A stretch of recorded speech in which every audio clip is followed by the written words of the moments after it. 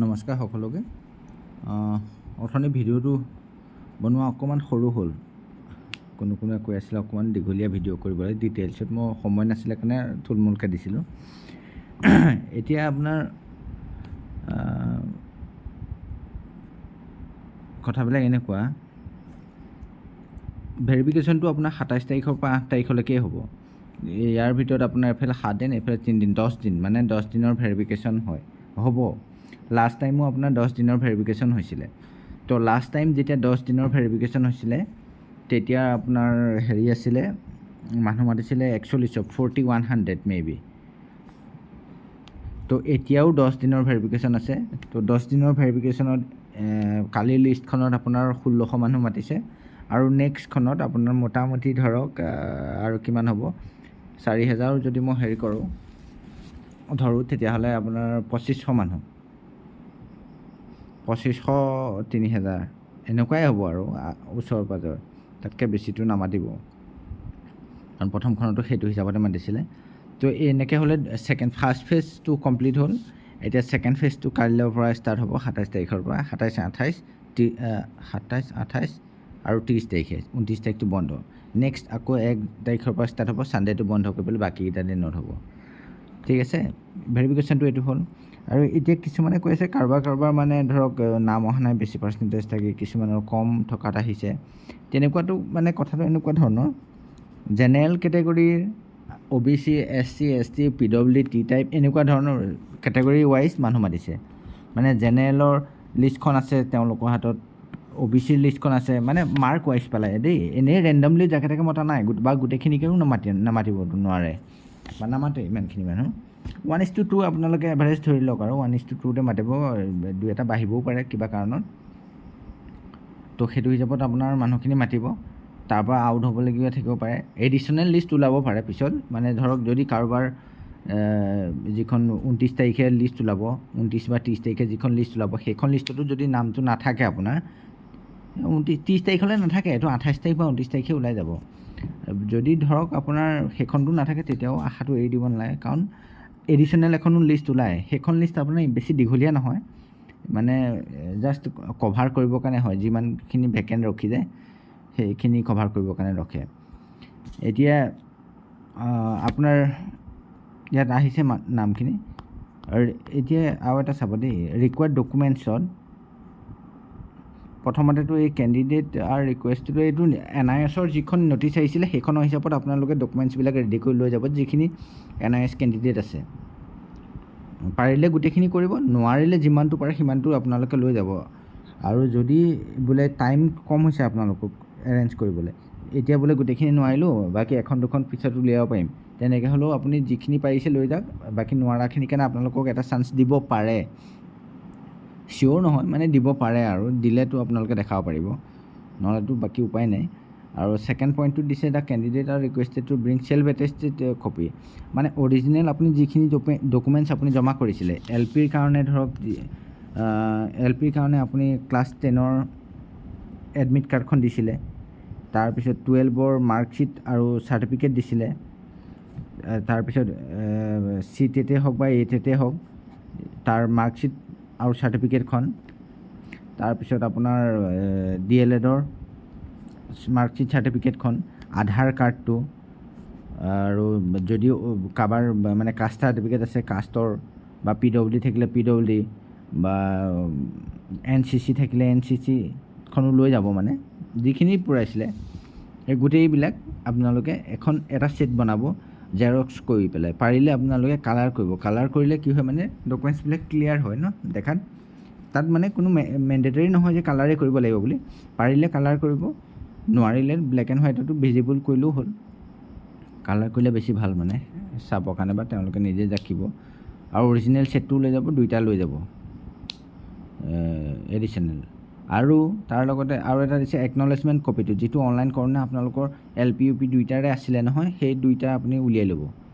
যদি নাই উলিওৱা তেতিয়া এতিয়াও উলিয়াই ল'ব পাৰে, আপুনি অনলাইনত গৈ পেলাই উলিয়াই ল'বগৈ, নোৱাৰিলে কমেণ্ট বক্সত দিব, মই দেখাই দিম। আৰু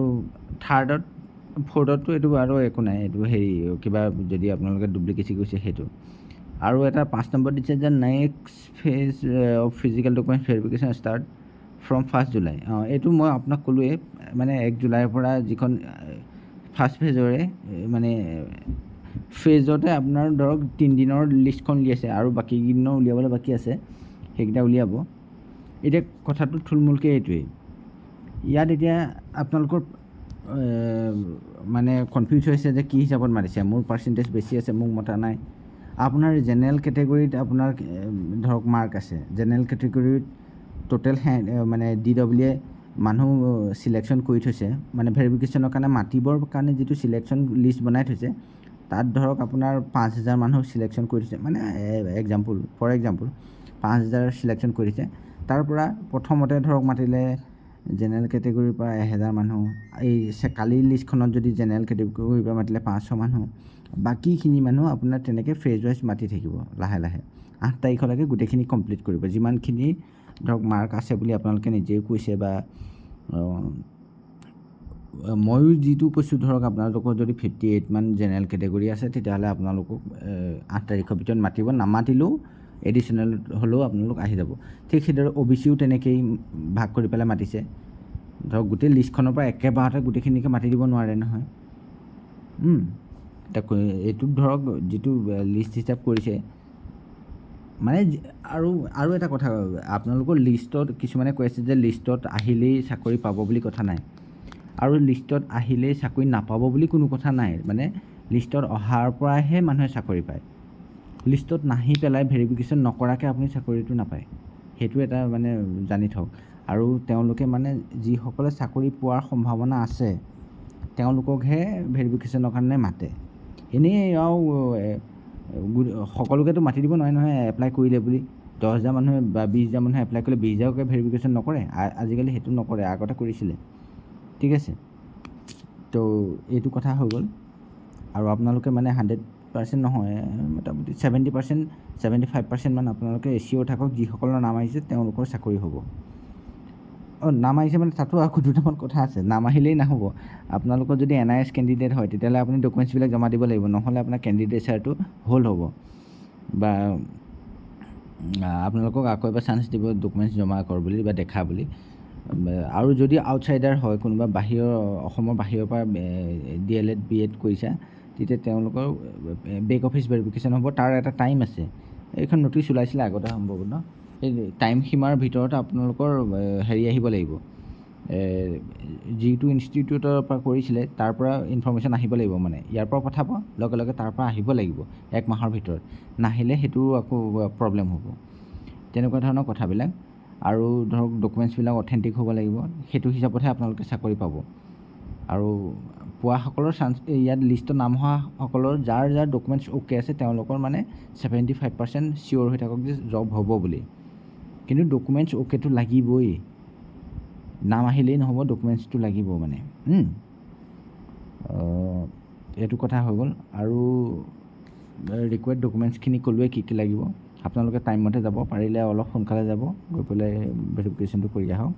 আৰু ভেৰিফিকেশ্যনটো কৰাৰ পিছত বিশেষ আপোনালোকৰ কৰিবলগীয়া একো কাম নাথাকে এইটো ডিপাৰ্টমেণ্টৰ কাম যেতিয়া এইটো লিষ্ট হ'ব ভেৰিফিকেশ্যনৰ তাৰপিছত আকৌ এবাৰ হেৰি কৰিব কাৰোবাৰ যদি থাকি যায় মানে এবচেণ্টিসকলৰ কাৰণে এবাৰ চান্স দিব 2-3টামান ডেট দি পেলাই তেওঁলোকে যাব দিব তাৰপিছত সম্ভৱতঃ হেৰি দি দিব প্ৰথম মেৰিট লিষ্ট যিখন প্ৰভিজনেল মেৰিট লিষ্ট সেইখন ইছ্যু মানে ওলাই দিব আপোনাৰ এতিয়া জুলাই লাষ্টৰ ফালে কিজানি প্ৰথম লিষ্টখন উলিয়াই দিব আৰু উলিয়াই দিয়াৰ পিছত ধৰক কাৰোবাৰ অবজেকশ্যন থাকিলে অবজেকশ্যন কৰিব পাৰিব এনেকুৱা ধৰণৰ কথা আৰু এতিয়া